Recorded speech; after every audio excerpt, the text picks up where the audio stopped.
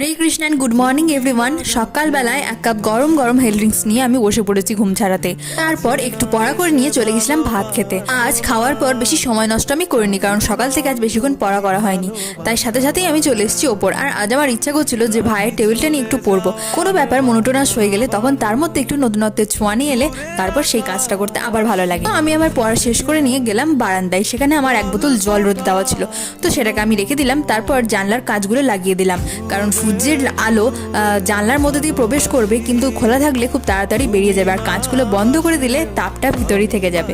ফোনের চার্জ শেষ হয়ে এসছে, তো চলো দেখা হচ্ছে আবার বিকেলে হয়েছিল আমার পছন্দের মুড়ি খাবার, মুসুরি কলাইয়ের ডাল সিদ্ধ।